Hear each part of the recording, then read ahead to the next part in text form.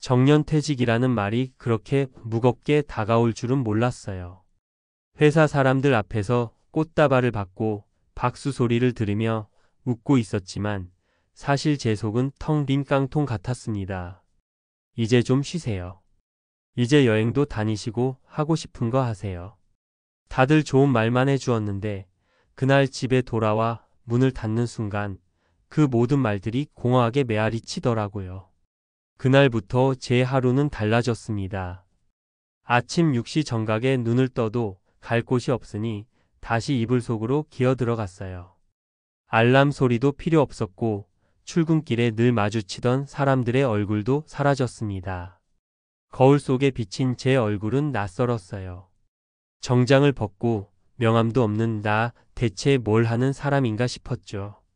하루 종일 TV를 틀어놓고 앉아 있었어요. 아침 드라마가 끝나면 뉴스, 뉴스가 끝나면 예능, 예능이 끝나면 또 뉴스. 그렇게 몇 시간을 보내고 나면 눈은 멍해지고 머리는 텅 빈 듯 어지러웠습니다. 가끔은 라디오를 켰는데 거기서도 진행자가 오늘도 힘내세요 라고 외치는 목소리가 들릴 때면 오히려 화가 났습니다. 도대체 뭘 힘내라는 건지, 나한테 더 이상 뭘 바라는 사람이 있긴 한 건지. 아내는 처음엔 제 옆에 앉아 이런저런 이야기를 건넸어요. 여보, 이제 당신도 좀 쉬어.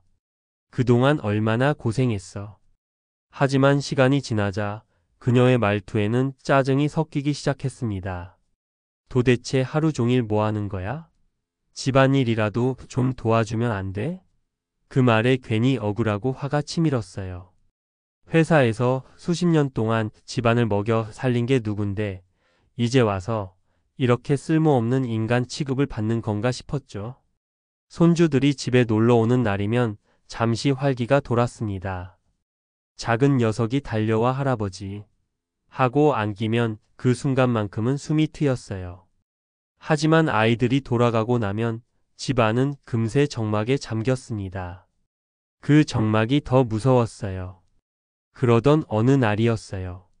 냉장고를 열었는데 반쯤 남은 두부 한 모가 눈에 들어왔습니다. 그냥 버리기엔 아까워서 인터넷을 뒤적여 두부 요리법을 찾아봤어요. 두부조림 쉬운 레시피. 그 제목이 눈에 들어왔죠. 프라이팬을 꺼내고 기름을 두르고 두부를 올렸습니다.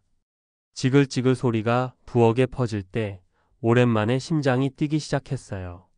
하지만 곧 기름이 튀어 손등을 덮쳤고 소스는 생각보다 짰습니다. 한 숟가락 먹고 고개를 갸웃했는데 아내가 지나가며 퉁명스럽게 말했어요. 이걸 음식이라고 한 거야? 그냥 사 먹자. 그 말이 비수처럼 꽂혔습니다.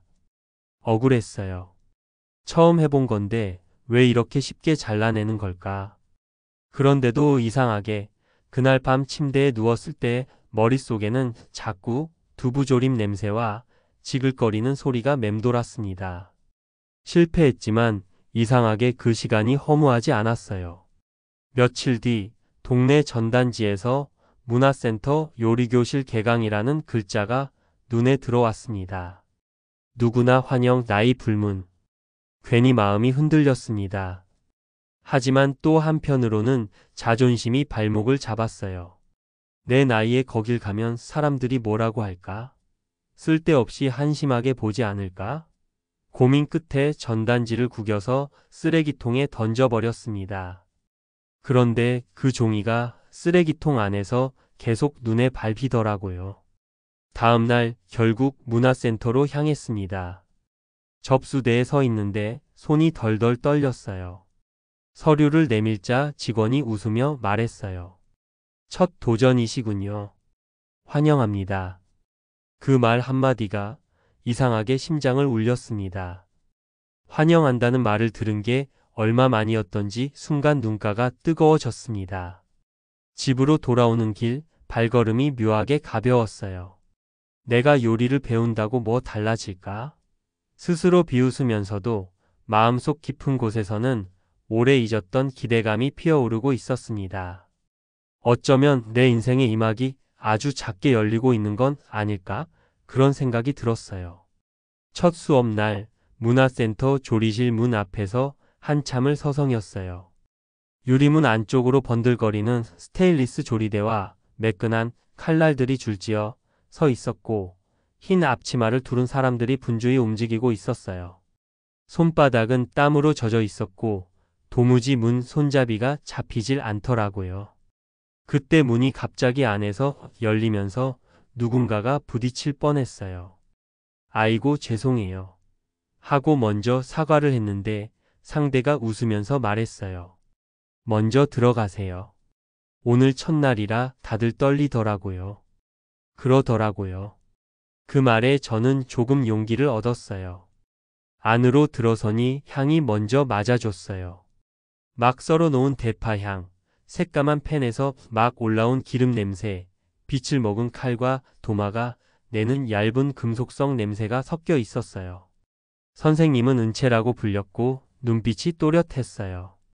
오늘은 칼 잡는 법, 불 가까이 서는 법, 도마 위에 손 올리는 법부터 시작할 거예요. 하고 말했어요. 말끝이 딱딱했는데 이상하게 불편하지 않았어요.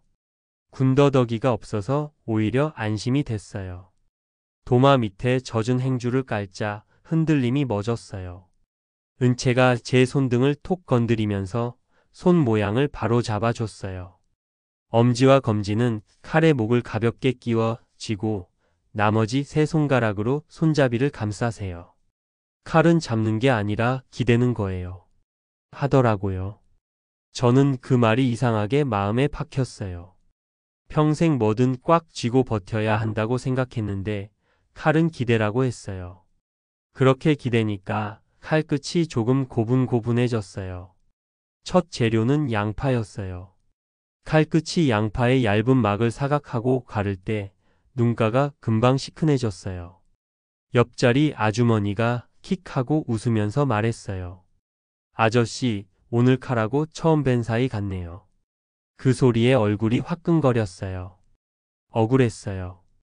처음이면 어떻고 늦게 시작하면 어떠냐는 말을 목구멍까지 끌어올렸는데 차마 뱉지는 못했어요.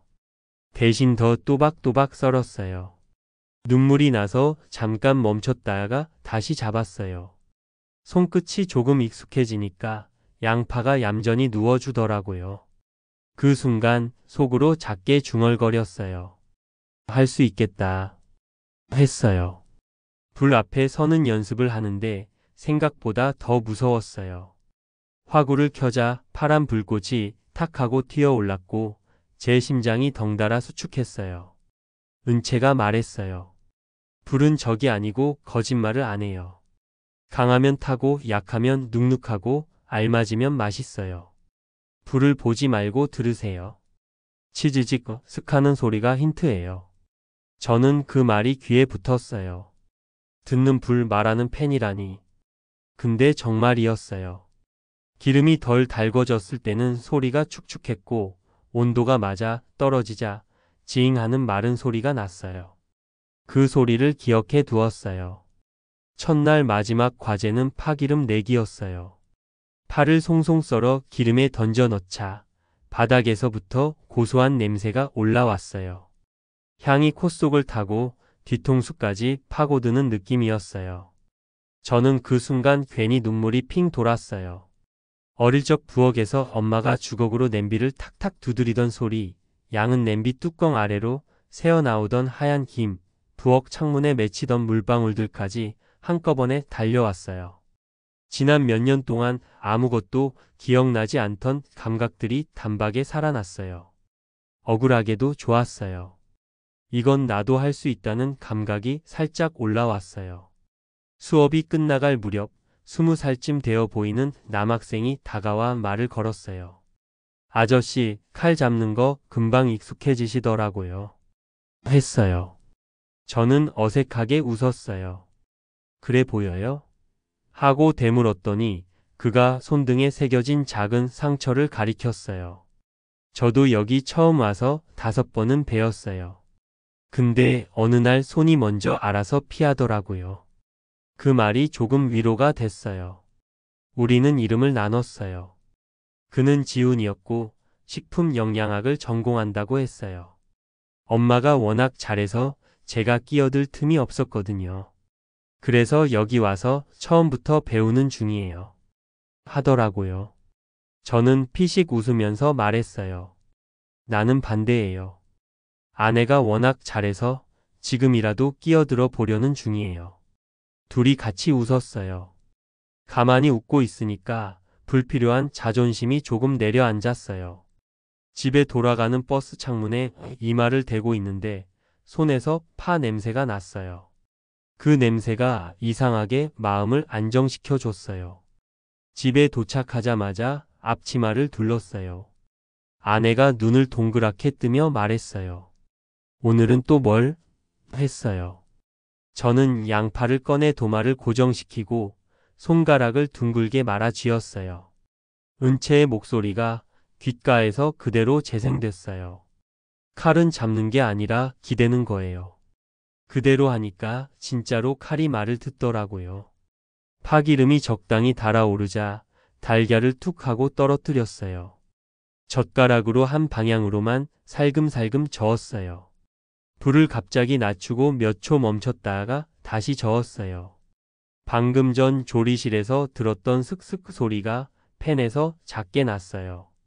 접시에 올려 소금 소복하게 한 꼬집 후추 아주 살짝. 아내가 한 숟갈 떠먹고 코끝을 긁적였어요. 부드럽네. 하고 말했어요. 그 한마디가 참 불공평했어요. 회사에서 성과평가 어를 받아도 이렇게 기쁘지가 않았어요. 눈물이 날 뻔했어요. 억울했던 게 죄다 녹았어요. 나 할 수 있겠다. 다시 확실히 그렇게 생각했어요. 둘째 수업날 과제는 김치볶음밥이었어요. 평생 먹어온 메뉴지만 만들어 본 적은 없죠? 은채가 웃으며 물었어요. 저는 뜨끔했어요. 맞았거든요. 팬을 달구고 기름을 먼저 살짝 식힌 뒤 파를 던져 넣었어요. 소리가 오늘은 정확했어요. 김치도 물기를 꼭 짜서 결대로 가위질했어요. 밥을 넣자마자 젓가락이 바빠졌어요. 그런데 중간에 손이 얼어붙었어요. 갑자기 타면 어떡하지라는 두려움이 올라왔어요. 은채가 그때 조용히 제 옆으로 와서 말했어요. 지금은 불이 아니라 시간이 필요해요. 40초만 팬을 놓고 바라보세요. 했어요. 40초가 그렇게 길 줄 몰랐어요. 하지만 정말로 40초가 지나자 밥알이 서로의 손을 놓기 시작했어요. 팬과 밥이 조용히 합의하는 소리가 났어요. 그 소리를 저는 잊지 못할 거예요. 접시에 옮기고 달걀 프라이 하나 톡 얹었어요. 노른자를 젓가락으로 살짝 터뜨리는 순간 노란 강이 붉은 들판을 천천히 흘러내렸어요. 옆자리 아주머니 이름이 분자였어요. 가 감탄하더라고요. 색이 살아있네요. 저는 멋쩍게 웃었어요. 한 숟갈 떠 입에 넣는 순간 혀끝이 놀랐어요. 짜지 않았고 밋밋하지도 않았어요. 신김치의 산미가 파기름의 고소함을 타고 올라와 입천장에서 한번 튕겼어요. 그 순간 오래된 감각들이 막 터져 나왔어요.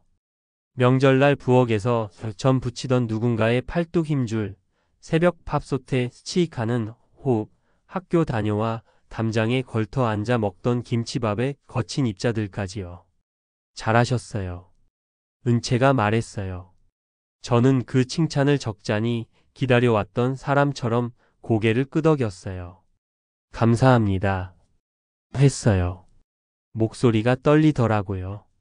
수업이 끝나고 치우는 시간, 지훈이 내밀듯 말을 걸었어요. 아저씨, 다음 주에 과제 내주신다던데요. 집에서 한 끼 해오라고. 저는 심장이 순간 움찔했어요. 집에서? 누굴 상대로? 그날 저녁 아내가 말했어요. 이번 주말에 언니네 와. 당신 과제 우리 집에서 하면 딱이네. 했어요. 저는 어른이 된 사람처럼 한동안 말이 안 나왔어요. 기대와 부담이 한꺼번에 덮쳐왔어요. 억울함과 화가 애매하게 팔꿈치에 걸렸어요. 왜 내가 갑자기 이런 시험대에 올라야 하지 싶다가도 이왕이면 제대로 보여주고 싶다는 욕심이 그 위를 덮었어요. 저는 장보기 목록을 적었어요. 쌀 2컵, 신김치 300, 대파 2대, 달걀 넉넉히, 멸치 다시마, 오이, 식초, 설탕, 참기름. 맨 아래에 심호흡이라고 또 적었어요. 바보 같지만 제게는 제일 큰 재료였어요. 토요일 아침 알람이 울리기 전에 눈이 번쩍 떠졌어요. 손을 씻고 앞치마 끈을 꽉 조였어요. 쌀을 씻어 30분 불려두고 멸치와 다시마를 물에 담가 놓았어요. 김치의 물기를 꽉 짜서 도마 위로 펼쳐놓고 가위로 같은 리듬으로 잘랐어요. 파는 송송 최대한 일정하게 썰었어요. 팬을 달구고 기름을 둘렀다가 10초 기다렸어요. 귀로 들으려고요. 지잉 마른 소리가 올라오자 파를 털어 넣었어요. 초록이 금세 진해지고 고소한 냄새가 천천히 부엌 벽지를 타고 올라갔어요. 김치를 넣고 숨을 죽였어요. 김치가 자기 수분을 돌려줄 때까지 기다렸어요. 젓가락이 근질거렸지만 참았어요. 밥을 넣고 나서도 정신없이 섞지 않았어요. 40초 숨 고르기. 소금은 손가락 2마디로 집어 같은 높이에서 흩뿌렸어요. 편차를 줄이겠다는 의지였어요. 계란말이는 2번 찢었어요. 3번째에서야 결이 살아났어요. 칼날이 단면을 지나갈 때 사삭하고 얌전한 소리가 났어요. 오이는 굵은 소금으로 비빈 뒤 물기를 꽉 짰어요. 식초와 설탕, 소금을 맞추고 마지막에 참기름 한 방울을 떨어뜨렸어요. 멸치 다시는 끓기 직전에서 건져 담담하게 맛을 잡았어요. 뚜껑을 덮고 식탁보를 펴는데 손이 덜덜 떨리더라고요. 문이 열리고 아내 언니 부부가 들어왔어요. 간단한 인사가 지나가고 아내가 웃으며 말했어요. 오늘 점심 우리 집 셰프가 담당합니다. 저는 그 말이 부끄러우면서 좋았어요. 밥을 담고 계란말이를 올리고 오이 무침을 사이에 두고 국을 따라줬어요. 언니가 젓가락으로 계란말이를 집어 한 입 먹고 눈썹을 살짝 올렸어요. 부드럽네. 매영이 국을 떠 마시고 깔끔하다 했어요. 아내는 말없이 웃었어요. 저는 목이 갑자기 뜨거워졌어요. 억울함과 화가 아니라 안도감과 자존심이 섞인 뜨거움이었어요. 나 아직 쓸모 있어요. 그 문장이 가슴 한가운데에서 불처럼 타올랐어요. 그날 밤 라디오에서 사연 소개를 하더라고요. 처음 밥상을 차렸습니다. 진행자가 웃으며 읽는데 내용이 이상하게 익숙했어요. 아내의 언니가 와서 점심을 먹었는데 부드럽다, 깔끔하다라는 말을 들었습니다. 그 2마디에 하루가 다 살아났습니다. 아내가 저를 흘깃 보며 웃었어요. 몰래 보냈어요. 하고 말하더라고요. 저는 괜히 화난 척 했어요. 왜 내 허락도 없이 했지만 속으로는 고마워서 입술이 바짝 말랐어요. 진행자가 마지막에 말했어요. 처음 끓이면 망할 수도 있어요. 근데 다시 끓이면 돼요. 그 말이 달게 스며들었어요. 진짜로 그래 보자고 마음먹었어요. 다음 수업 주제는 국이었어요. 저는 된장찌개를 선택했어요. 어릴 적 기억에 제일 단단히 박힌 맛이었거든요. 멸치를 볶고 다시마를 넣고 된장을 체에 풀어 넣었어요. 두부, 감자, 애호박. 그런데 불 앞에 서자 갑자기 욕심이 솟구쳤어요. 빨리 끓이고 빨리 완성하고 싶었어요. 불을 살짝 올리자 국물이 금방 거칠어졌어요. 바닥에서 쓴내가 올라왔고 된장이 눌어붙는 냄새가 코를 찔렀어요. 제 얼굴이 확 달아올랐어요. 은채가 와서 냄비를 잠깐 들어 올리라고 했어요. 조급했어요. 국물은 사람 마음이랑 비슷해서요. 안달하면 금방 타요. 했어요. 저는 고개를 끄덕이면서도 속으로 화가 치밀었어요. 알죠, 나도 알아요. 근데 왜 나는 늘 이렇게 한 템포 먼저 달려가서 미끄러질까요? 억울했어요. 젠장했어요. 집에 와서 저녁에 다시 끓였어요. 이번엔 정말로 천천히 했어요. 근데 또 마음에 안 들었어요. 엄마의 그 맛이 아니었어요. 숟가락을 내려놓고 부엌 불을 껐어요. 어둠이 툭 하고 내려앉았어요. 그 순간이 제일 화가 났어요. 허무했고 억울했고 창피했어요. 아무도 나를 꾸짖지 않았는데도 제 안에서 목청 큰 사람이 너 왜 이러냐고 소리쳤어요. 저는 벽에 기대 앉아서 한참을 숨만 쉬었어요. 그러다 라디오를 켰어요. 정적 사이로 기타 소리가 한 줄 들어오더라고요. 진행자가 말했어요. 오늘은 실패한 분들을 위해 실패한 노래를 틀어요. 근데 이 노래는 결국 성공한 노래가 됐어요. 실패를 오래 되었거든요. 저는 웃었어요. 바보 같지만 진짜로 웃음이 났어요. 실패를 데운다니. 그래요. 내 실패도 한번 데워보자 했어요. 바로 다음날 분자가 제게 봉사 얘기를 꺼냈어요. 경로당 점심 국 솥 하나만 도와줘요. 처음엔 거절하려고 했어요. 남 앞에서 또 망하면 어쩌나 싶었어요. 근데 분자가 말했어요. 실패한 국물 어르신들이 더 잘 받아줘요. 이유를 아시거든요. 그 말이 묘하게 설득력이 있었어요. 국솥 앞에 선이 어제랑 달랐어요. 큰 국자는 제 어깨보다 길었고 냄비에서 올라오는 김이 얼굴을 마구 때렸어요. 저는 불을 낮췄어요. 향이 도는 걸 기다렸어요. 멸치가 허리를 풀고 된장이 국물 속에 앉는 걸 기다렸어요. 기다림이 국물의 절반이라는 걸 알겠더라고요. 어르신들이 줄을 서서 그릇을 내밀었어요. 첫 숟가락을 드시고 고개를 끄덕였어요. 괜찮네. 한 분이 제 손을 꼭 잡으면서 말했어요. 우리 옛날 집 맛이네. 그 말이 제 심장을 그대로 쥐었어요. 억울함이 그냥 수증기처럼 올라가 사라졌어요. 그날은 집에 돌아와서도 부엌 불을 끄기가 아까웠어요. 오래 남은 향이 저를 붙잡았어요. 그날 밤 저는 수첩에 적었어요.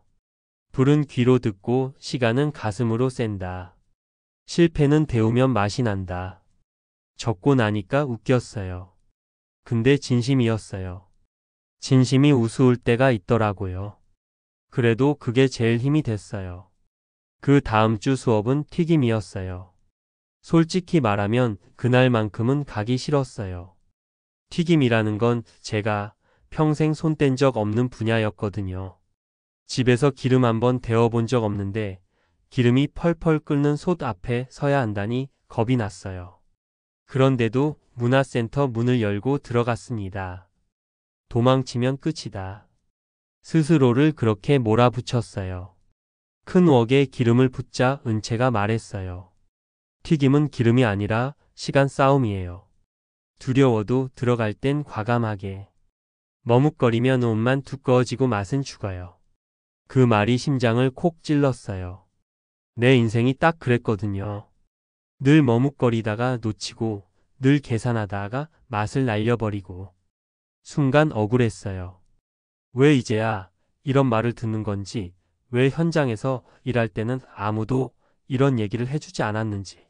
목구멍까지 화가 차올랐지만 기름이 보글보글 소리를 내며 저를 잡아 끌었어요. 첫 재료는 고구마였어요. 얇게 썰어 반죽을 입히고 긴 젓가락으로 집어들었어요. 손끝이 덜덜 떨리더라고요. 기름 속에 넣는 순간 칙 하고 기세 좋게 소리가 터졌습니다. 놀라서 젓가락을 놓을 뻔했어요. 하지만 그 소리가 이상하게도 짜릿했어요. 고구마 조각이 기름 속에서 뒤집히며 노랗게 변하는 걸 보는데 심장이 덩달아 뛰었어요. 옆에서 지훈이 툭 건드리며 말했어요. 아저씨 생각보다 잘하시는데요? 그 말에 괜히 심장이 붉게 달아오르더라고요. 그날 집에 와서 저는 미친 듯이 기름 냄비를 꺼냈어요. 아내가 놀라서 말했죠. 아직도 수업에서 배운 거 안 지워졌어? 지워지긴 뭘 지워져. 이제 시작이야. 억울해서라도 잘해야겠더라고요. 이 나이엔 내가 못한다고 웃음거리가 될까 두려웠어요. 기름이 다시 치익 소리를 내며 부엌을 달구는데 그 냄새가 오히려 저를 자극했어요. 그날따라 아내가 늦게까지 부엌에 앉아 있었어요. 저는 말없이 튀김을 건져내며 식탁 위에 올려놨습니다. 고구마, 호박, 깻잎, 바삭한 소리가 식탁보 위로 또각또각 떨어졌어요. 아내가 한 조각 집어 먹더니 눈이 동그래지면서 말했어요. 이거 괜찮은데? 그 한마디가, 그 작은 반응이 왜 이렇게 벅찬지. 갑자기 억울했던 게 눈물로 치환돼서 쏟아질 뻔했어요. 왜냐면 저는 평생 회사에서 박수나 칭찬 같은 거 제대로 받아본 적이 없었거든요. 오히려 실적이 떨어졌다고 욕먹고, 나이 들었다고 눈총받고, 은퇴할 때는 고맙다는 말 한마디조차 못 들었어요. 근데 고작 고구마 튀김 하나가 사람의 마음을 이렇게 살려내더라고요. 며칠 뒤 동네 경로당에서 분자가 다가왔어요. 아저씨, 이번 주말에 경로당 어르신들 간식 좀 맡아주세요. 튀김이면 어때요? 처음엔 깜짝 놀랐어요. 나 혼자? 그런데 분자가 능청스럽게 덧붙였어요. 어르신들 이빨 약해서 딱딱한 건 안 돼요. 고구마나 호박 딱 좋지. 토요일 기름솥 앞에 다시 섰습니다. 어르신들이 둥글게 앉아 저를 보고 있는 시선이 부담스러웠어요. 손끝이 또 떨렸지만 이번엔 물러서지 않았어요. 기름이 부글거릴 때 고구마를 넣자 경로당 안에 금세 고소한 향이 퍼졌어요. 어르신 한 분이 웃으며 말했어요. 옛날 장터에서 먹던 그 냄새네. 그 순간 숨이 멎는 줄 알았어요. 누군가의 추억을 불러냈다는 게 그렇게 짜릿할 수가 없었어요. 억울하게도 화나게도 왜 나는 이제야 이걸 하고 있는 걸까 싶더라고요. 평생 회사라는 틀 안에서만 살다가 정작 나한테 어울리는 건 이 작은 소치였던 건가. 튀김을 접시에 담아 돌리자 어르신들이 한 입씩 드셨습니다. 그리고 동시에 터져 나온 말. 바삭하네. 그 말은 칭찬이라기보다 마치 도장 같았어요. 그 순간 제 안에 갇혀있던 화와 억울함이 한꺼번에 부서져 흩어졌습니다. 집에 돌아와 라디오를 켰어요. 마침 진행자가 사연을 읽고 있었어요. 오늘은 누군가에게 늦었다는 말을 들은 분들께 이 노래를 보냅니다. 늦었다고 생각하는 순간이 사실은 시작이 될 수 있습니다. 그 말이 제 심장을 후벼 팠어요. 저는 불 꺼진 부엌에서 혼잣말했어요. 그래. 이제라도 시작하는 거야. 난 늦깎이지만 그래도 요리사야. 며칠 뒤 문화센터 강의실에 들어가자 은채가 밝게 웃으며 말했어요. 오늘은 국물 요리예요. 진짜 요리는 국물에서 갈려요. 국물이 엉망이면 밥상이 다 망합니다. 그 말이 뼈를 때리더라고요. 국물이란 건 그냥 물에 된장 풀면 되는 줄 알았는데 은채는 진지하게 덧붙였어요. 국물은 정성이에요. 재료 하나하나, 순서 하나하나가 사람의 마음처럼 섞이고 녹아야 해요. 그날따라 제 손이 이상하게 굳었어요. 냄비 앞에 서니 심장이 쿵쾅거리더라고요. 회사 다닐 때 회의실 발표보다 더 떨렸어요. 된장을 풀면서 괜히 생각이 많아졌어요. 내 인생 국물은 왜 이렇게 탁했을까? 회사라는 재료에만 매달리다가 결국 맛도 향도 사라진 국물이 된 게 아닐까? 괜히 억울하고 화가 치밀었어요. 첫 시도는 처참했어요. 된장을 너무 많이 넣어서 짜디짠 국물이 돼버렸거든요. 은채가 맛을 보더니 조용히 고개를 갸웃했어요. 순간 머리가 확 달아올랐어요.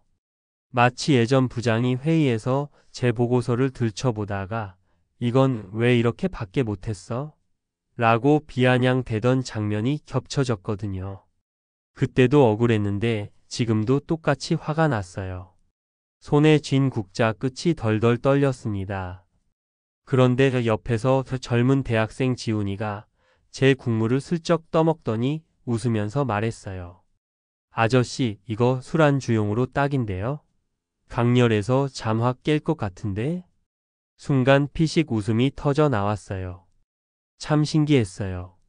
예전 같으면 실패로만 생각했을 텐데 누군가는 그걸 색다른 맛이라고 받아주더라고요. 실패 속에서도 새로운 의미를 찾아주는 말. 그게 가슴을 이상하게 뜨겁게 만들었어요. 집으로 돌아가는 길 문득 발걸음이 무거워졌어요. 사실 마음 한구석엔 여전히 불만이 차 있었거든요. 왜 나는 평생 이렇게 늦게 깨닫는 걸까? 왜 남들 다 누리는 걸 뒤늦게 쫓아야만 하는 걸까? 억울함이 목을 조여왔어요.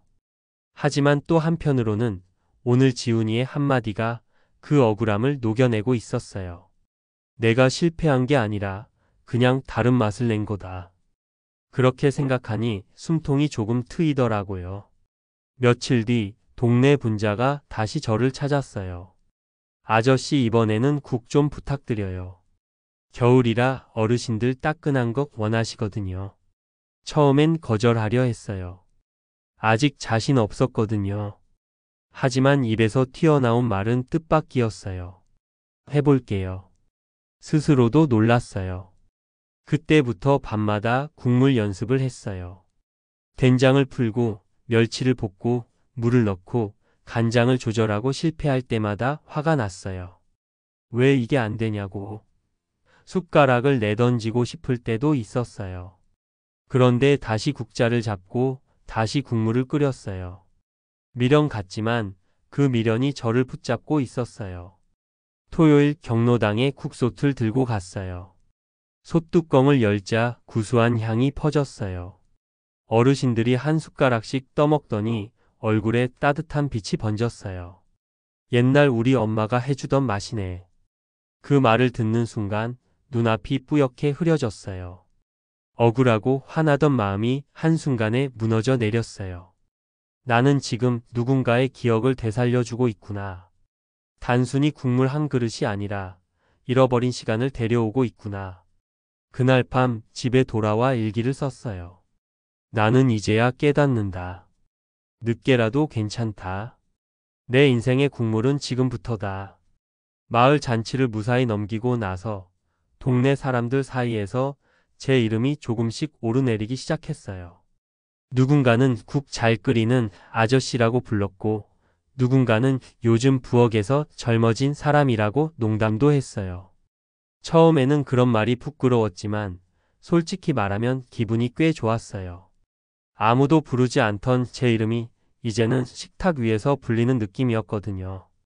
그 즈음 회사 후배 하나가 전화를 했어요.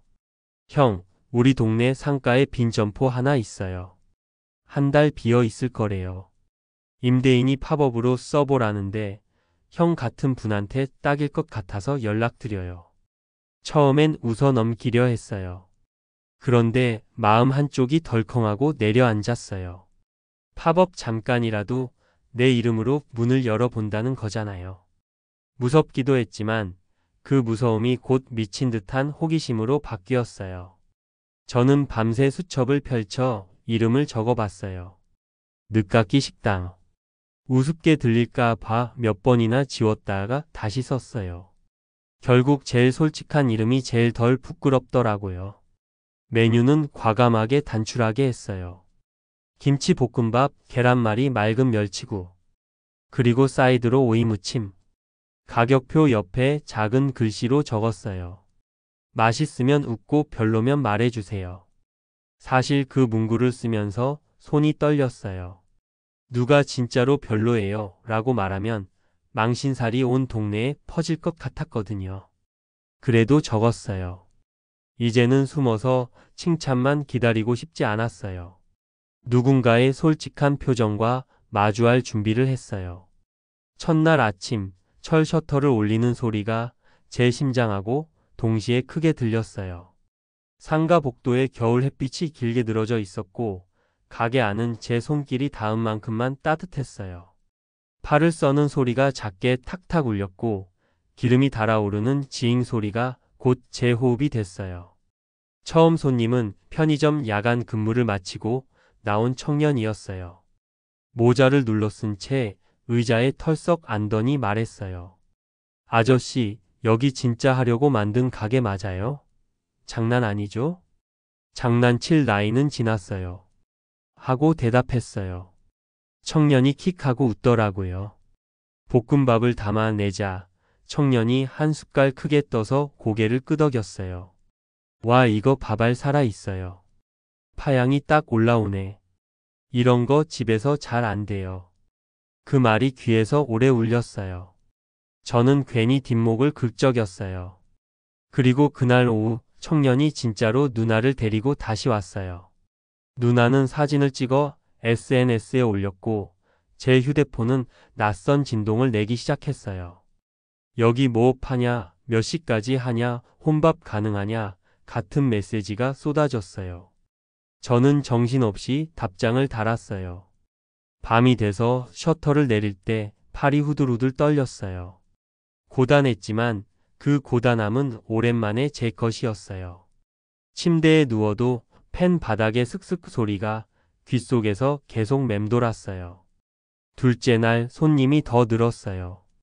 인근 학원 강사, 퀵서비스 기사님, 아이 데리고 나온 젊은 엄마, 혼자 온 노인까지 각양각색이었어요. 서로의 얼굴에는 각자의 하루가 묻어 있었고 저는 다만 그 하루를 데워줄 국물과 밥을 내놓았어요. 어떤 아저씨는 숟가락을 놓으며 말했어요. 형님, 이게 돈이 되겠어요? 이렇게 정성 들이면 남는 게 없겠는데. 그 말에 잠깐 기분이 상했어요. 돈 이야기를 꺼내는 순간 제 밥상이 얇아지는 느낌이었거든요. 하지만 사실이기도 했어요. 계산기를 두드려 보면 잘해야 본전이었어요. 대신 저는 정중하게 말했어요. 돈은 천천히 벌어볼게요. 저는 맛부터 벌어야 해서요. 그 말은 멋있어 보이려고 한 말이 아니었어요. 진심이었어요. 그날 밤에는 라디오에 사연을 보냈어요. 오늘 제 밥 한 그릇이 어떤 사람의 하루를 조금 덜 외롭게 만들었어요. 그걸로 저는 충분히 배불렀어요. 진행자가 제 사연을 읽으며 웃었어요. 이런 사연 때문에 우리가 라디오를 해요. 그 말을 들으며 눈물이 찔끔 났어요. 아, 나도 누군가의 일과를 조금은 밝게 했구나 싶었어요. 하지만 좋은 날만 계속되진 않았어요. 셋째 날 점심 식당 앞에서 목소리가 커졌어요. 옆 점포 주인이 험한 말투로 따지더라고요. 기름 냄새가 복도에 너무 배요. 환기 좀 똑바로 하세요. 여긴 다 같이 쓰는 데예요. 저도 순간 발끈했어요. 저도 최대한 조심하고 있어요. 기름 적게 쓰고 있어요. 적게 쓰는 게 문제가 아니라 규정대로 해야죠. 그 말에 가슴이 뜨거워졌어요. 억울했어요. 규정 회사에서 질리도록 들었던 단어였어요. 저는 그제야 숨을 길게 쉬었어요. 알겠습니다. 오늘 장사 끝나고 환기기 점검 다시 하겠어요. 하고 한 발 물러섰어요. 속으로는 끓었어요. 왜 하필 지금이냐고요?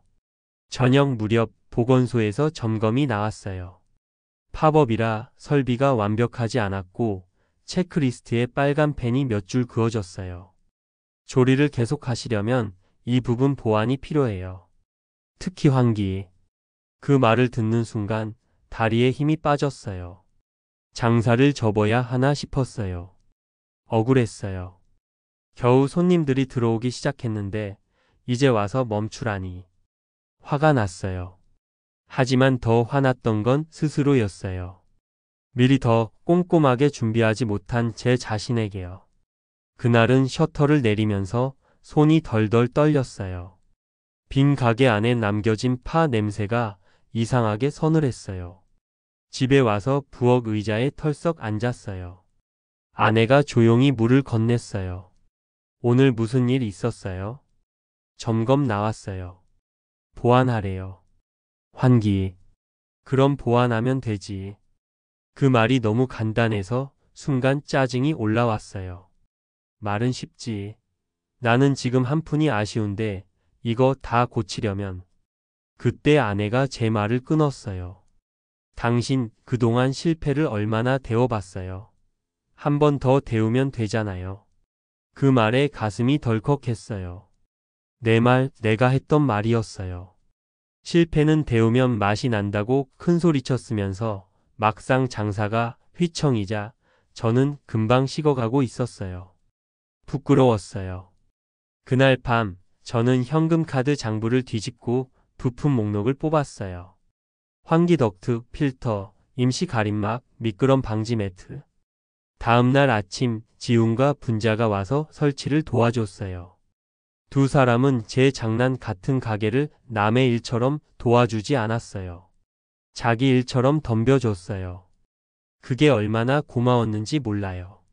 보안을 마치고 다시 문을 열었을 때 솔직히 손님이 돌아올지 걱정했어요. 그런데 첫 손님이 들어오면서 가볍게 말했어요. 어제 못 먹어서 서운했어요. 그 한마디에 다리가 풀릴 뻔했어요. 저는 더 정성껏 밥을 볶았고 국을 조금 더 오래 끓였어요. 그날 저녁 옆 점포 주인이 슬그머니 들어왔어요. 아깨는 미안했어요. 고생 많았죠. 저는 웃으며 말했어요. 덕분에 더 좋아졌어요. 한 그릇 드릴까요? 그가 머뭇거리다 고개를 끄덕였어요. 우리는 말없이 김치볶음밥을 함께 먹었어요. 그가 숟가락을 내려놓으며 낮게 말했어요. 맛있네요. 냄새는 이제 좋은 냄새예요. 그 말에 가슴이 후련했어요. 억울함이 한 번에 정리되는 느낌이었어요.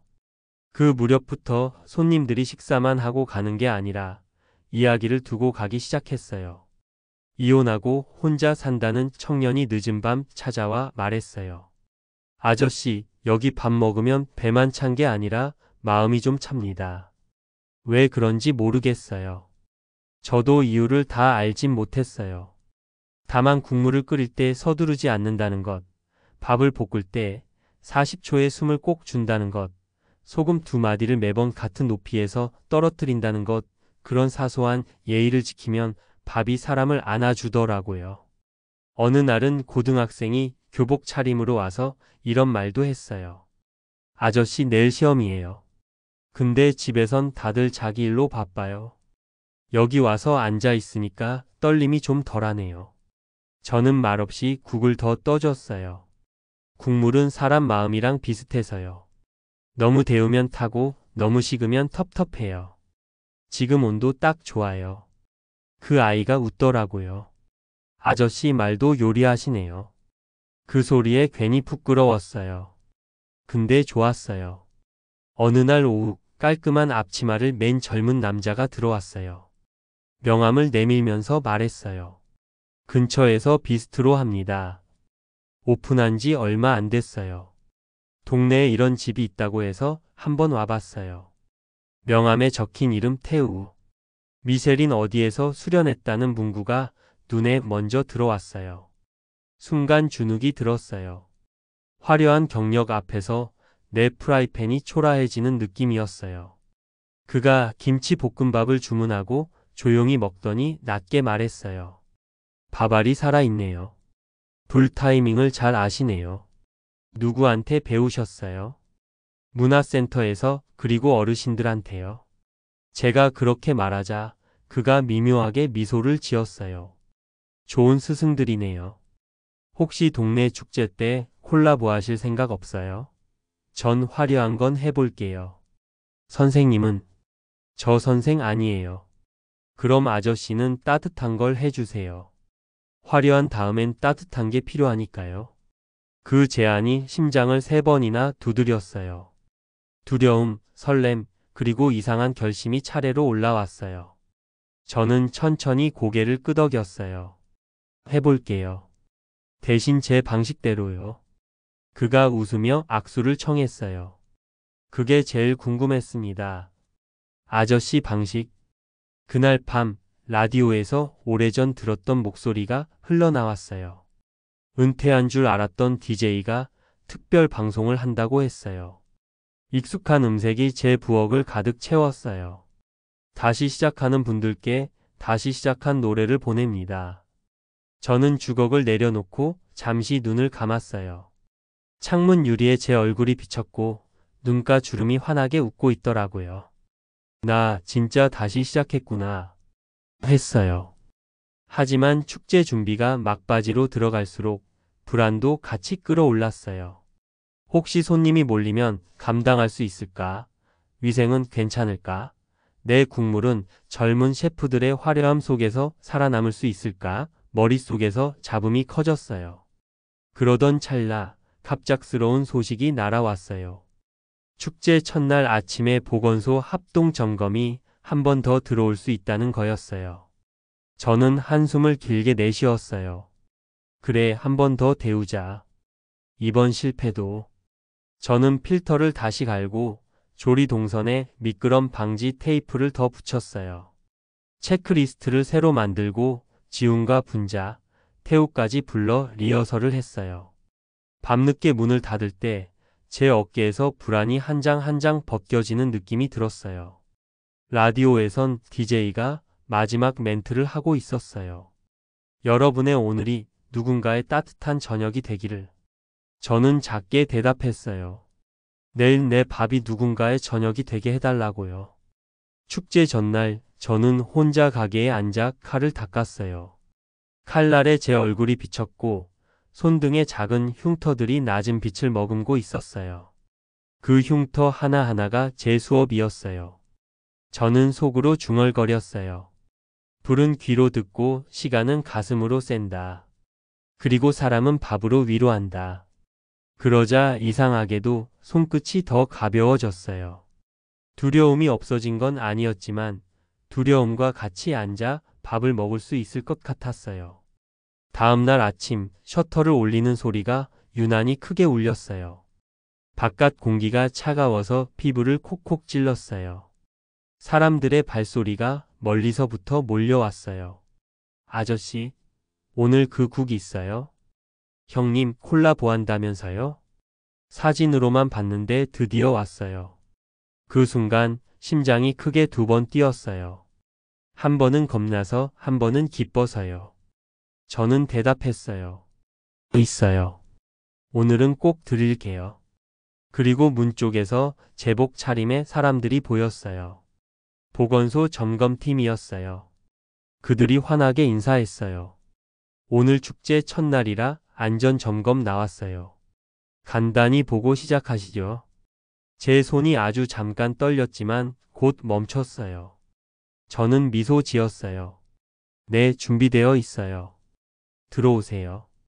가슴 한가운데가 뜨겁게 달아올랐어요. 저는 알았어요. 이건 시험이 아니라 제가 선택한 일상의 일부라고요. 그리고 그 일상을 저는 다시 끓여서 내놓을 생각이었어요. 오늘도 내일도. 축제 첫날 아침 공기는 이상하게도 더 차갑고 더 날카롭게 피부를 찔렀어요. 가게 문을 여는 순간부터 심장이 두근거렸습니다. 손님들의 발소리, 어제부터 줄 서 있다는 말, 심지어 SNS에 제 사진이 돌고 있다는 소식까지 들려왔거든요. 그런데 그 흥분보다 더 크게 다가온 건 점검팀의 그림자였어요. 하얀 장갑을 낀 손이 문 손잡이를 잡을 때 제 손이 저도 모르게 부르르 떨렸습니다. 안전 점검 나왔습니다. 차가운 목소리와 함께 점검표가 제 앞에 놓였어요. 펜촉이 딱딱 부딪힐 때마다 제 심장도 쿵쿵 울렸습니다. 기름은 적정량인가? 환기는 정상인가? 위생 상태는 어떠한가? 점검원들의 눈빛은 의심보다는 무심했는데 저는 그 무심이 더 무서웠어요. 마치 저를 그냥 통과시키든가 아니면 가차없이 탈락시키든가 둘 중 하나일 것 같았거든요. 하지만 이번엔 달랐습니다. 땀이 흐르면서도 저는 똑바로 그들을 마주했어요. 덕트는 새로 교체했고 필터는 어제 갈았고 바닥엔 미끄럼 방지 매트까지 붙여놨다고 차분히 설명했어요. 제 목소리가 떨릴 줄 알았는데 의외로 단단했어요. 아마 지난 며칠간 제 안에 쌓인 억울함과 화, 그리고 끝내 포기하지 않겠다는 결심이 목소리를 지탱해줬던 것 같아요. 네, 큰 문제 없습니다. 개선 사항은 체크해서 남겨두겠습니다. 그 한마디에 숨이 턱 하고 빠져나갔습니다. 점검팀이 돌아서 나가는 순간 다리에 힘이 풀려 의자에 주저앉을 뻔했어요. 그런데 그때 문 밖에서 들려오는 함성 소리가 가슴을 다시 세웠습니다. 손님들이 기다리고 있었던 겁니다. 첫 번째 줄 손님은 아이 손을 잡은 젊은 엄마였어요. 아저씨, SNS 보고 왔어요. 애가 아저씨 볶음밥 사진 보고 꼭 먹고 싶대요. 그 말을 듣는 순간 손끝이 떨리면서도 주걱을 꽉 쥐었어요. 프라이팬에 밥이 들어가는 소리가 오늘따라 더 크게 촥 하고 울렸습니다. 계란이 터져나가며 노란 빛이 번져갈 때 제 안에서 두려움이 사라지고 흥분만 남았어요. 손님은 숟가락을 들자마자 눈을 반짝이며 말했어요. 엄마, 진짜 맛있어. 아저씨 요리사 맞네. 그 웃음소리가 제 몸속을 훑고 지나가며 뜨겁게 퍼졌습니다. 하지만 숨 돌릴 틈은 없었어요. 사람들은 줄을 잇고 주방은 전쟁터가 됐어요. 팬 2개로는 턱없이 부족했어요. 태우가 옆에서 화려한 파스타를 만들고 있었는데 그 향이 우리 가게 쪽으로 흘러들어와 사람들을 더 자극했어요. 그런데 신기하게도 손님들이 파스타만 찾는 게 아니었어요. 오히려 따뜻한 국 주세요. 김치 볶음밥 하나 추가요. 이런 목소리가 계속 이어졌습니다. 화려한 음식 뒤에 숨겨져 있던 따뜻함이 사람들이 원하던 진짜 맛이었던 거죠. 그러던 중 사건이 터졌어요. 늦은 점심 무렵 주방 앞에서 소동이 일어났습니다. 한 남자가 소리치며 제 쪽으로 다가왔어요. 이 가게 위생 엉망이라던데. 보건소에 민원 넣었다던데 사실이야? 사람들이 숟가락을 멈추고 저를 바라봤습니다. 순간 얼굴이 화끈거렸어요. 억울했어요. 어제까지 목숨 걸고 보완했는데 이런 말이 왜 여기서 터지는지, 누가 뒤에서 흘린 건지 속이 부글부글 끓었어요. 저는 주방에서 한 발짝 나와 똑바로 그 사람을 봤어요. 민원 넣으신 분이 누군진 모르지만 오늘 아침 점검 다 통과했습니다. 확인하실래요? 점검표 여기 있습니다. 서류를 내밀자 순간 정적이 흘렀습니다. 그 남자는 얼굴을 붉히며 뭐라 중얼거리더니 뒤돌아갔습니다. 사람들 사이에서 수군거림이 퍼졌지만 이내 누군가가 박수를 치기 시작했어요. 아저씨 멋있어요. 그 박수가 번져나갈 때 저는 억울함이 눈물로 바뀌려는 걸 억지로 삼켰어요. 울면 지는 것 같았거든요. 하지만 그날 밤 혼자 문을 닫으며 조용히 눈물이 터졌어요. 내가 이렇게까지 지켜내고 있구나 싶어서요. 축제 이틀째 가게는 더 북적였어요. 이번엔 방송국까지 왔습니다. 리포터가 카메라를 들이대며 물었어요. 정년퇴직 후 요리를 시작하셨다는데 지금 어떤 기분이세요? 저는 펜을 흔들며 웃었어요. 인생 이막이요. 첫 막보다 훨씬 뜨겁고 훨씬 맛있습니다. 그 대답에 사람들 웃음소리가 퍼졌고 저는 그제야 두려움 대신 자부심을 느꼈어요. 하지만 마지막 반전은 축제 마지막 날 밤에 찾아왔습니다. 태우와의 콜라보 무대, 화려한 조명이 켜진 무대 위에서 저는 평생 처음으로 수십 명 앞에서 요리를 했어요. 국물 냄비를 흔들면서 생각했어요. 내가 이런 자리에 서다니. 그런데 갑자기 가스레인지 불꽃이 크게 치솟았어요. 사람들이 놀라 소리를 질렀습니다. 순간 심장이 덜컥 내려앉았어요. 그런데 손이 먼저 움직였어요. 불을 잠그고 물수건으로 팬을 덮고 다시 불을 낮게 켜고 국을 살려냈어요. 사람들은 숨죽이며 지켜보다가 국물이 다시 끓어오르자 박수와 환호가 터졌습니다. 그때 알았어요. 위기는 무너지는 게 아니라 살아내는 거라는 걸.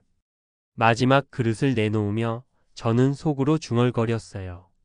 이제야 내 인생이 제대로 끓고 있구나. 축제 마지막 날이 끝나갈 즈음 가게 앞 골목에는 불빛이 따뜻하게 내려앉아 있었어요.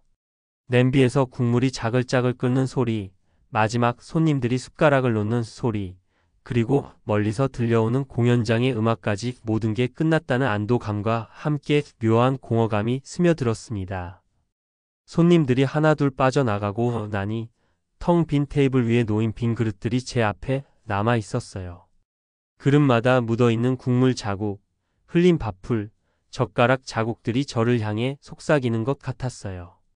우린 다 맛있게 먹혔어. 오늘 내가 한 일이 헛되지 않았어.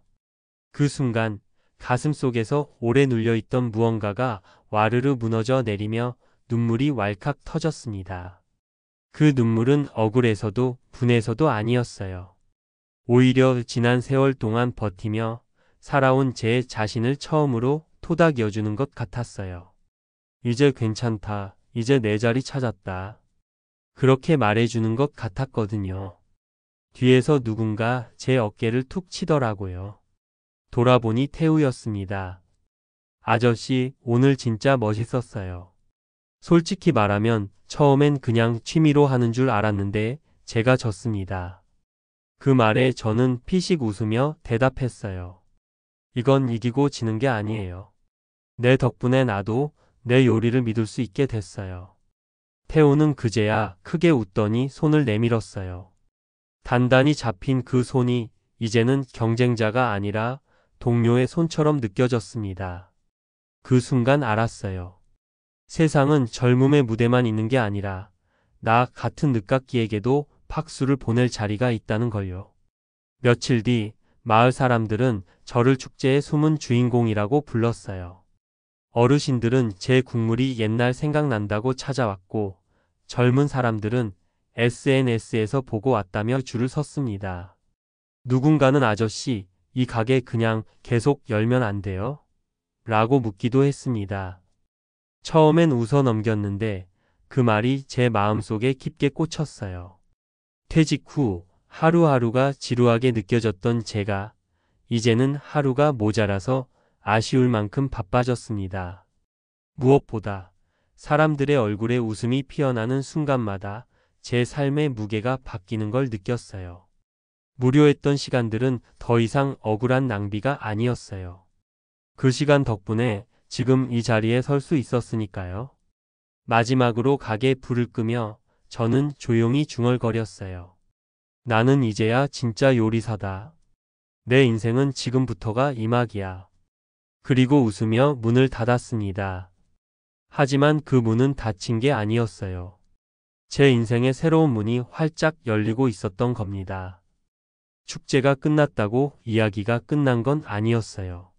사실 그때부터가 진짜 시작이었어요.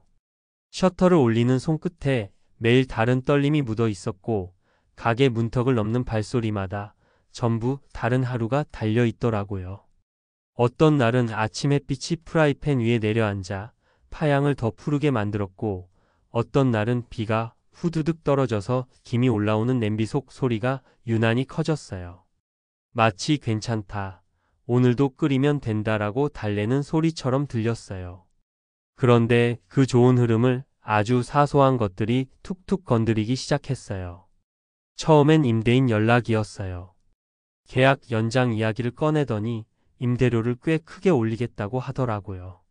저는 순간 귀가 뜨거워졌어요. 축제 때 손님이 많이 왔죠? 그 정도면 충분히 감당하시잖아요. 임대인의 말투는 마치 숫자로 사람의 호흡을 재단하는 느낌이었어요. 억울했어요. 손님이 많았던 그 며칠, 저는 기쁨만큼이나 비처럼 쌓이는 비용과 밤새 이어지는 노동을 같이 삼켰거든요. 저 지금은 어렵습니다. 그렇게 말하는 제 목소리가 작아졌는데 제가 스스로 초라해지는 기분이 들더라고요. 전화를 끊고 나니 남은 건 공허감과 화였어요. 왜 나는 늘 조금만 좋아지면 그만큼의 대가를 더 크게 치러야 하지? 속에서 불이 훅 치솟았어요. 하필 그런 날 점심시간에 손님이 폭주했어요. 주방의 열기가 벽을 타고 올라와서 얼굴을 콕콕 찔렀고 배는 사람 목소리처럼 쉬지 않고 쌕쌕 숨을 쉬었어요. 저는 그 열기 속에서 손목을 마구 돌렸어요. 지금 멈추면 안 된다. 웃긴 건 펄펄 끓는 국물 앞에 서 있으면 이상하게 마음이 차분해졌어요. 불을 줄이고 소금을 2번 같은 높이에서 떨어뜨리고 후추는 반 호흡 뒤에 내 몸이 먼저 기억하고 있는 순서가 저를 붙잡아 줬어요. 그런데도 몸은 정직하더라고요. 팔에 열이 꽉 차고 오른손이 갑자기 찍하고 저릿했어요. 숟가락이 손에서 미끄러질 뻔했어요. 손등에 핏기가 싹 빠지는 느낌이 들었어요. 순간 무서웠어요. 혹시 이거 큰일인가? 불만과 억울함이 순식간에 두려움으로 변해서 심장이 움츠러들었어요. 손님들은 아무것도 몰라요. 당연히 몰라야죠. 저는 미소를 올리고 그릇을 내밀었어요. 그릇을 받는 손의 따뜻함과 잘 먹었습니다. 라는 한마디가 겨우 저를 버티게 해줬어요. 저녁에 셔터를 내리는 순간 손목이 욱신욱신 박동처럼 아팠어요. 아내가 붕대를 찾아와 조심스레 감아주는데 왠지 모르게 서러워서 눈물이 왈칵 쏟아졌어요. 나 이거 계속할 수 있을까? 젖은 목소리가 제 귀에 낯설게 들렸어요. 아내가 말없이 제 손목 위에 손을 포개고 가만히 눌러줬어요. 당신 처음 칼 잡은 날도 울었잖아요. 울고 다시 잡았어요. 이번에도 그럴 거예요. 그 말이 정말로 제 심장을 다시 붙잡아 매더라고요. 다음 날 아침 영업은 조금 늦게 시작했어요. 오픈 시간 전부터 문턱에 서 있던 동네 아저씨가 의자를 가볍게 앞으로 끌어당기며 말했어요. 오늘은 좀 쉬엄쉬엄 하세요. 우리가 기다릴게. 제가 좋은 요리를 해서가 아니라 제가 넘어지지 않게 하려고 기다려주는 마음, 그 마음이 제 등허리를 뜨겁게 밀어줬어요. 그날은 메뉴를 줄였어요. 김치 볶음밥 하나, 멸치 맑은국 하나, 오이 무침 하나.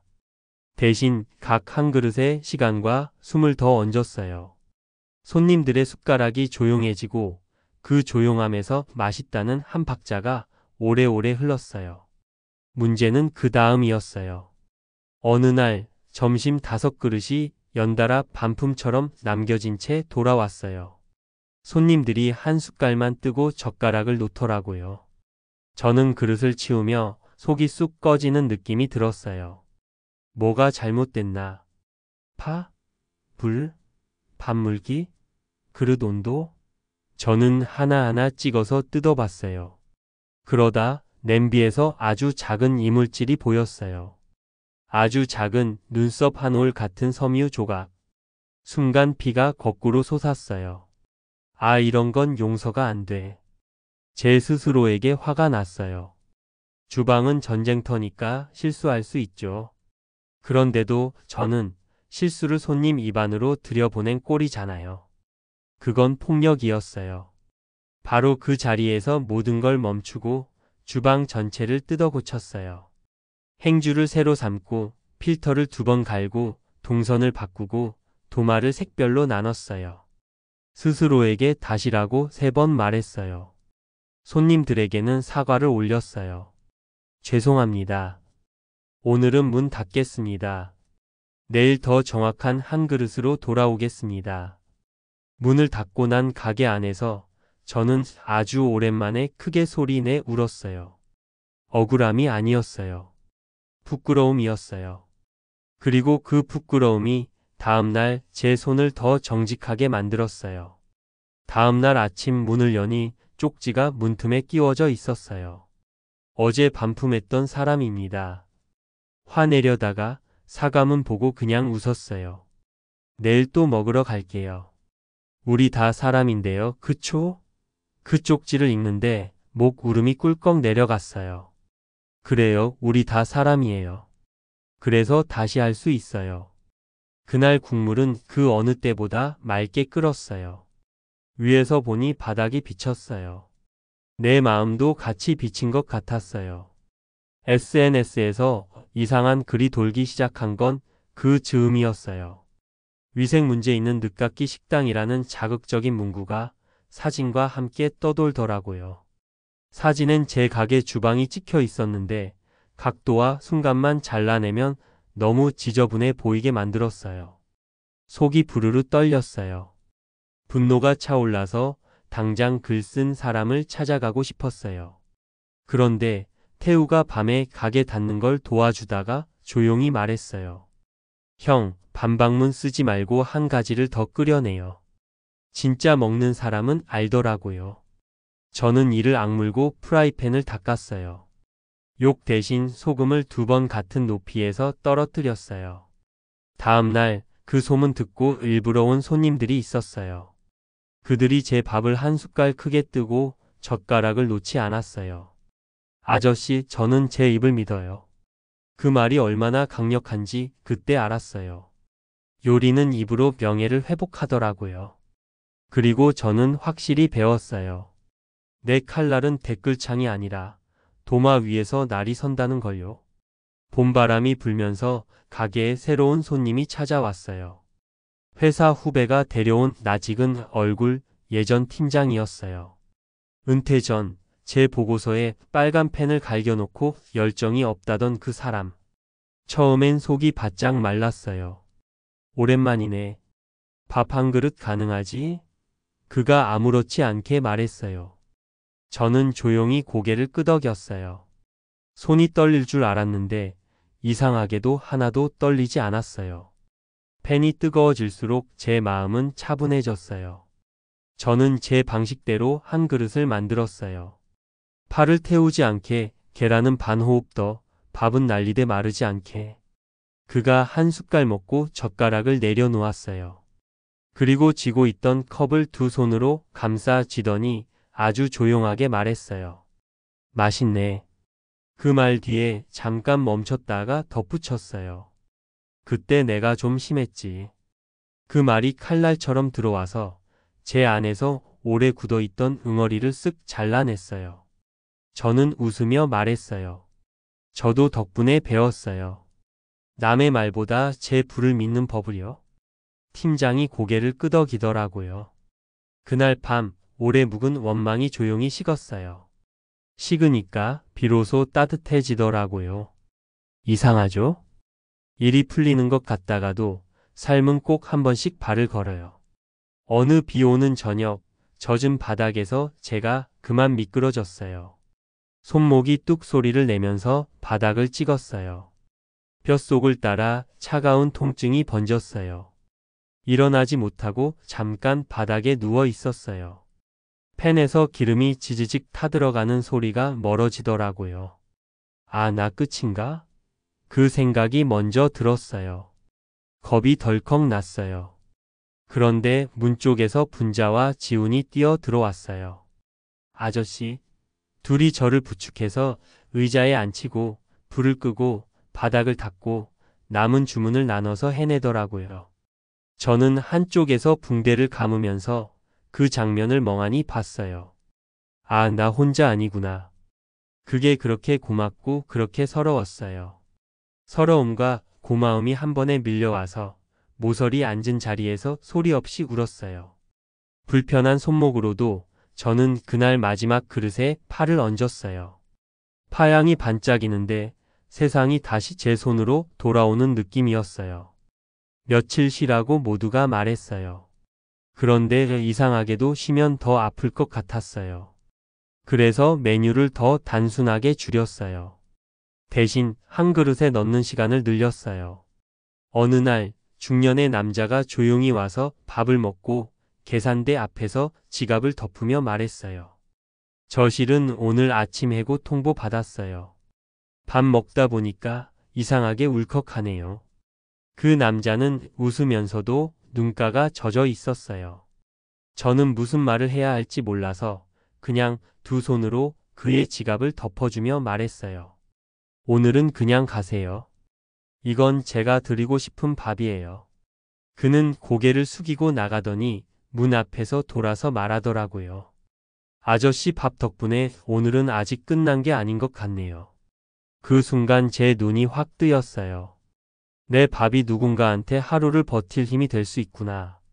그게 어떤 상이라든지 돈으로 받는 보람하고는 비교도 안 됐어요. 뼈에 새겨지는 느낌이었어요. 며칠 뒤 방송국에서 연락이 왔어요.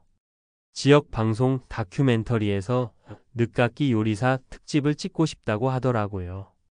처음엔 사양했어요. 저 같은 사람이 뭘요? 했는데 젊은 친구들이 옆에서 등을 떠밀었어요. 형, 이건 우리가 아니라 형 얘기예요. 형이 보여줘야 할 얘기예요. 촬영팀이 와서 카메라를 들이대는 순간 땀이 줄줄 흐르더라고요. 불 앞에서 수십 년 살아온 주방장은 아닌데 손에 쥔 국자가 낯설어졌어요. 그런데 손님들이 카메라 따위 신경 안 쓰고 제 밥을 맛있게 먹고 있었어요. 그 장면이 저를 편하게 만들었어요. 아, 나는 그냥 내 밥만 하면 되는구나. 방송은 제 요리보다 제 표정을 찍어갔어요.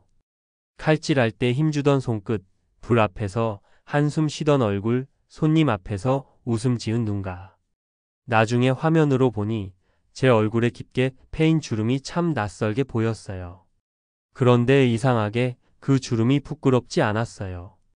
그건 살아온 흔적이었고 밥을 지켜낸 시간들이었으니까요.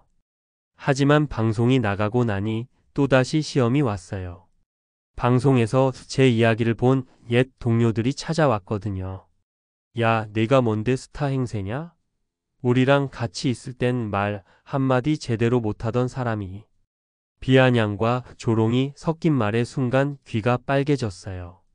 억울했어요. 그들이 알지 못한 건 제가 이 밥집에서 쏟아낸 눈물과 기름 냄새였거든요. 제가 뭘 잘났다고 나선 게 아니에요. 그냥 저도 살려고 한 거예요. 목소리가 떨렸어요. 그들은 킥킥 웃으며 나갔지만 제 가슴에는 오래된 상처가 긁힌 것처럼 화끈거렸어요. 그날 밤 주방에 혼자 앉아 있었어요. 팬에 기름이 돌지도 않았는데 불 앞에 서 있으니 눈물이 줄줄 흘렀어요. 서럽고 억울했어요. 왜 나는 늘 누군가에게 부족한 사람이 되어야 하지? 그런데 불 꺼진 가게 안에서 문이 삐걱 열리더니 동네 꼬마 하나가 들어왔어요. 아저씨, 혹시 남은 밥 있어요? 저는 울음 삼키고 대답했어요. 있지. 잠깐만 기다려. 냄비에 밥 한 숟가락, 국물 한 국자. 아이가 허겁지겁 먹는 모습에 제 눈물이 멈췄어요. 누군가에게 꼭 필요한 사람이 된다는 게 이런 거구나. 그때 확실히 알았어요. 그 후로도 매일이 반전이었어요. 손님이 몰려서 힘든 날도 있었고 하루 종일 손님이 없어 멍하니 주방에 앉아있던 날도 있었어요. 어떤 날은 지치고 화가 나서 모든 걸 던져버리고 싶었지만 다시 불을 켜고 밥을 짓는 순간 아직 끝난 게 아니다 라는 목소리가 제 안에서 들려왔어요. 그리고 저는 이제 확실히 말할 수 있어요. 인생 이막은 거창한 게 아니었어요. 그저 불 앞에 서서 한 그릇의 밥을 지켜내는 거였어요. 그 한 그릇이 나를 살리고 다른 사람을 살리더라고요. 밤이 깊어갈 무렵 가게 불빛이 유난히 따뜻해 보였어요. 저는 마지막 손님이 나간 뒤 빈 식탁 위에 국자 하나를 올려두고 한참을 바라봤습니다. 이제야 내가 살아있는 것 같다라는 마음이 차올랐어요. 다음 날 동네 사람들이 작은 현수막을 들고 가게 앞에 모였어요. 우리의 요리사 성호 아저씨 고맙습니다. 라는 글귀였어요. 저는 순간 얼어붙은 듯 가만히 서 있었는데 사람들 얼굴 하나하나가 눈에 들어왔습니다. 고단한 하루 끝에 제 밥 한 그릇으로 웃음을 지었던 어르신, 힘들다고 울던 아이를 달래던 엄마, 그리고 어느새 친구가 되어버린 청년들. 그 순간 모든 게 명확해졌어요. 나는 요리를 한 게 아니라 마음을 건넨 거였구나. 그러나 마지막 반전은 제 안에서 일어났습니다. 몸이 점점 무거워지고 손끝이 자주 떨리기 시작했어요. 의사는 무리하면 안 된다고 했습니다. 순간 화가 났어요. 왜 이제야 찾은 내 길을 또 빼앗으려는 거냐고요. 서럽고 억울해서 밤새 주방 바닥에 주저앉아 울었습니다. 그런데 다음 날 가게 문을 열었더니 동네 사람들이 앞치마를 두르고 서 있었어요. 아저씨, 이제 우리 차례예요. 요리 같이 합시다. 아이부터 노인까지 모두 불 앞에 섰습니다. 저는 눈물이 터져 나왔어요. 결국 이 가게는 제 혼자가 아니라 우리 모두의 주방이 되어 있었던 거예요. 그 후로 저는 조금씩 손을 놓고 사람들에게 조리법과 비밀 양념을 알려주었습니다. 실수도 많았지만 웃음이 끊이지 않았어요. 가게는 성호 분식이 아니라 마을 밥상이 되었습니다. 저는 더 이상 주방의 주인이 아니었고 대신 누구보다 행복한 손님이 될 수 있었습니다. 이제 저는 확실히 말할 수 있어요. 인생 이막은 혼자서 만드는 게 아니더라고요. 함께 나누고, 함께 웃고, 함께 지켜낼 때 비로소 진짜 무대가 열리는 거였어요. 노을 진 가게 유리창에 비친 제 얼굴은 이제 더 이상 공허한 퇴직자의 얼굴이 아니었어요. 기름 냄새, 땀, 눈물, 웃음이 다 섞여 한 그릇의 밥으로 완성된 늦깎이 요리사의 얼굴이었죠. 저의 인생 이막은 요리였지만 사실은 요리를 핑계로 사람들을 만나고 마음을 나누고 결국 저 자신을 되찾는 여정이었습니다. 남은 생이 얼마든 저는 이제 두렵지 않아요. 왜냐하면 제 밥상을 함께할 사람들이 있으니까요.